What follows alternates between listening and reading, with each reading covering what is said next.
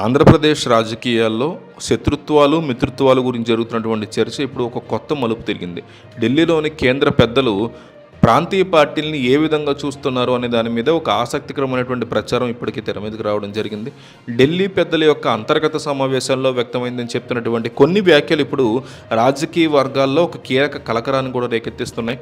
YS Jaganmohan రెడ్డిని Bharatiya Janata party ఒక నమ్మకమైన లాంగ్ టర్మ్ దీర్ఘకాలిక మిత్రుడిగా భావిస్తుందని, అదే సమయంలో చంద్రబాబు నాయుడిని కేవలం తాత్కాలిక అవసరాల కోసమే ఏర్పడినటువంటి ఇన్స్టెంట్ ఫ్రెండ్గా మాత్రమే చూస్తోంది అని బలమైనటువంటి చర్చ అయితే నడుస్తుంది. ఈ తరహా విశ్లేషణలు రాజకీయ వర్గాల్లో బయటికి రావడంతో సహజంగానే తెలుగుదేశం జనసేన కూటమిలో తీవ్ర అసహనం అనేది ఆల్రెడీ ఇక్కడ వ్యక్తమవుతోంది. సమాజంలో మంచి గుర్తింపు ఉన్నటువంటి వ్యక్తులు సైతం ఈ విషయాన్ని ప్రస్తావిస్తూ ఉండడంతో కూటమి నాయకులు దీన్ని జీర్ణించుకోనటువంటి పరిస్థితి కూడా ఉంది. తమ రాజకీయ ప్రతిష్టకి భంగం కలుగుతుందనేటువంటి ఆందోళనతో ఈ అంశాన్ని లేవనెత్తిన వారి మీద వ్యక్తిగత దాడులకి, కేసులకి దిగుతున్నటువంటి పరిస్థితి కూడా చాలా స్పష్టంగా కనిపిస్తుంది. కూటమి నాయకులు గతంలో ప్రజల్లో సంచలనం సృష్టించడానికి, అలాగే ఎన్నికల్లో లబ్ధి పొందడానికి చేసినటువంటి కొన్ని ప్రచారాలు ఇప్పుడు వారిని ఎరకాటంలో పడేస్తున్నాయంటోంది వైసీపీ అనుకూల మీడియా. గత ఎన్నికల సమయంలో రాష్ట్రంలో 30,000 మంది మహిళా వాలంటీర్లు కనిపించకుండా పోయారు అని, వారిని ఇతర ప్రాంతాలకు తరలించారు అని రకరకాల ఆరోపణలు అయితే వచ్చాయి. ఈ సమాచారం అంతా తమకు కేంద్ర నిఘా వర్గాల ద్వారానే అందిందని కూడా అప్పట్లో ప్రజలు నమ్మించేటువంటి ప్రయత్నాలు చేయడం కూడా జరిగింది.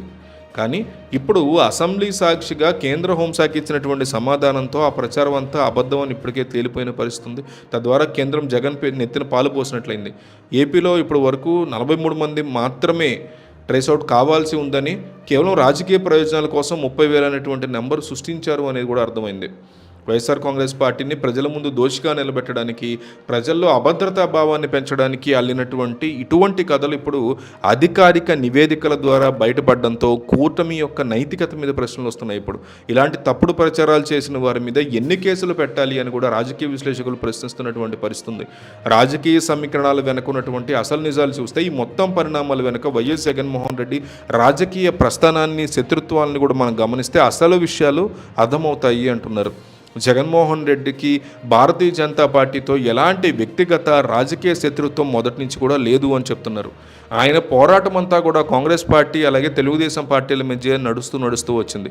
ఉమ్మడి ఆంధ్రప్రదేశ్ పరిస్థితి చూస్తే 2009 ఎన్నికల్లో వైఎస్ రాజశేఖర రెడ్డితో పాటు జగన్మోహన్ రెడ్డి కూడా యువ నాయకుడుగానే రాష్ట్రమంతా కూడా విస్తృతంగా పర్యటించి కాంగ్రెస్ పార్టీని వరుసగా రెండోసారి అధికారంలోకి తీసుకురావడంలో అప్పట్లో కీలక పాత్ర పోషించారు జగన్ అని చెప్తుంటుంది వైసీపీ. తెలుగుదేశం పార్టీ ఆవిర్భించిన తర్వాత ఒక పార్టీ వరుసగా 2 సార్లు గెలవడం అనేది ఆనాటి రాజశేఖర రెడ్డి అలాగే జగన్మోహన్ రెడ్డి యొక్క కష్టం వల్లే కాంగ్రెస్ పార్టీగా జరిగిందని కూడా చెప్తున్నారు. అయితే రాజశేఖర రెడ్డి హఠాన్ మరణం తర్వాత సీన్ పూర్తిగా మారిపోవడం మనం అబ్జర్వ్ చేశాము. సొంత పార్టీని అధికారంలోకి తెచ్చినటువంటి కుటుంబాన్ని ఆదరించాల్సింది పోయి జగన్మోహన్ రెడ్డి ముఖ్యమంత్రిగా కాకుండా కాంగ్రెస్ అధిష్టానం అప్పట్లో కుట్ర పడడం కూడా మనం అబ్జర్వ్ చేసాం.